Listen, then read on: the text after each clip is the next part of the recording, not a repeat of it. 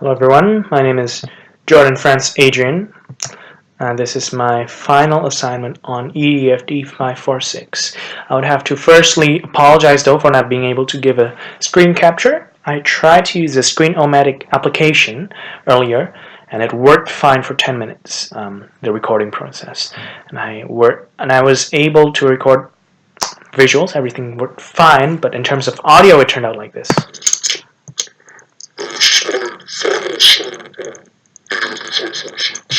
And I do not think any of us would like to listen to 10 minutes of good visuals but incomprehensible static-like noise. So I apologize. I'll be using my phone to demonstrate some of the applications, although just a little. And I'll be adding my reference on the submission later. So let's start regardless. Constructivism is basically a theory based on observation and scientific study about how people learn.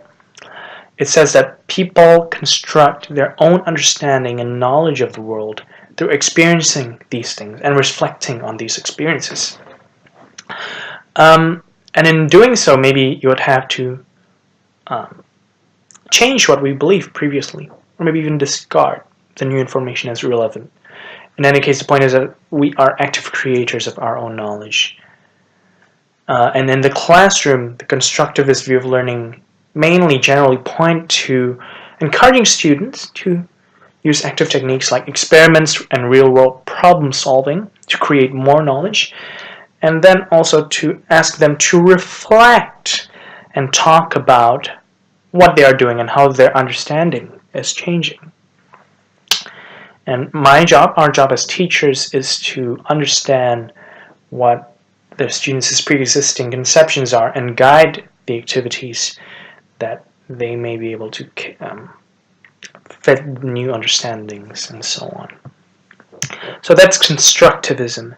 And the first application that I propose we can use is this application right here called Memrise. It is a language learning application and is very good. It is a very good application for low teachers like I am. It's free, although there's a paid version that I don't think I would encourage the students to buy. If they want to, they can.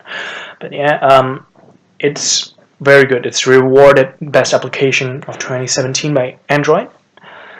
That testifies to its goodness. So just to give just a very short, quick, brief walk through it, an example of it. So here, that's the question, and you can't really see it. Oh, there are multiple excuse me. There are multiple choices that one can choose from there. Wanita itu kaya. After choosing, it will pull out something like that, an audio representation of it. And there, I'm asked to. That's an English word, and those are some letters that I'm asked to rearrange according to the meaning, and so on and so on. I can't go through all the functionalities, evidently, because there's a lot of them. But how does it support this constructivism? It supports constructivism in the sense that students are learning new words, building upon them one by one. Like, here's a word, and then here's another word in which the student is asked to learn, and then it comes again, then it comes again and again, but in different ways in that it, like seen earlier, some are multiple choice questions, some are more like arranging the letters and words and so on. So it's very creative and so on, in that sense too. And so the point is that it builds on these previous understandings. There are also other functionalities like reviews, so they can review on the previous words that they have learned and so on. And the other new words that they will learn, they build on these previous words and sentence structures. There are so many more functionalities that we can't cover. It's too bad because it's so good. It engages diverse learners. There are daily goals. They can personalize their goals in the sense it's that they can personalize this application to themselves very well. It also engages all VARC learning styles. Visual is very visual, audio, oral. There's a lot of audio things there. Reading, kinesthetics, and they move quite a lot there.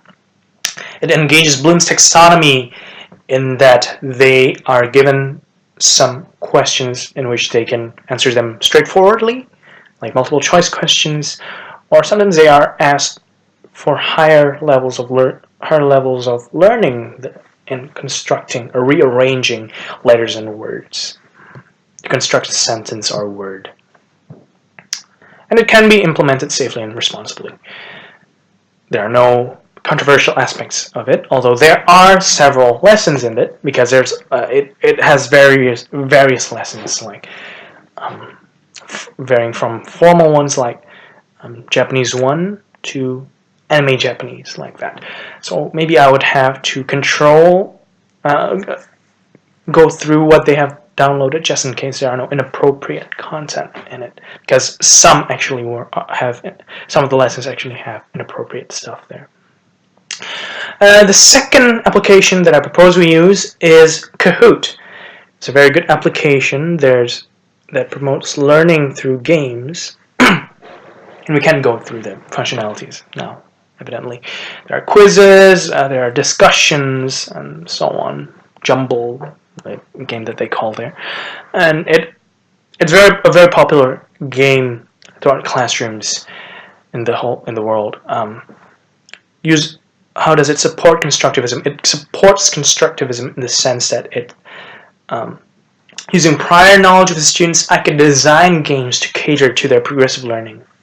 And I will ask them to create their own games too, so that they can actively utilize and demonstrate what they have acquired in the lessons. It engages diverse learners, it engages all VARC learning styles, but maybe not so much on oral, but that can be accommodated by the classroom, by me speaking and them engaging each other. It engages all the Bloom's taxonomy, ranging from straightforward question and answers to arranging timelines to designing, finally, their own games. Implemented safely and responsibly, yes, it can be, although, again, I would have to look through the games that they design just in case there are inappropriate things that they put in there mischievously. And finally, last but not least, the final application that I propose we use is something very close to our hearts, called the PowerPoint. The Microsoft PowerPoint. Who does not know this application? It's very simple, and we often take it for granted, but it's very good, very creative. People can be very creative with PowerPoint.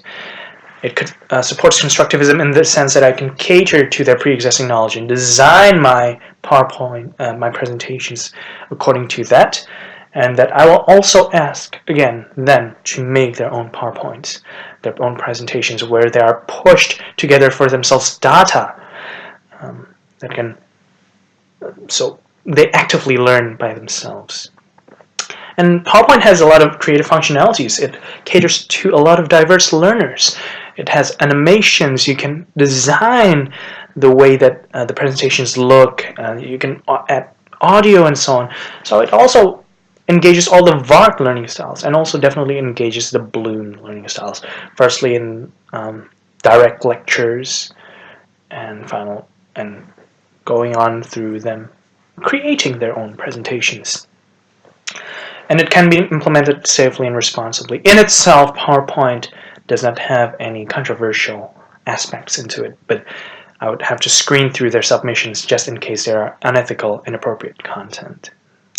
So that is all for my presentation. Those are the 3 applications that I propose we use: Memrise, Kahoot, and PowerPoint.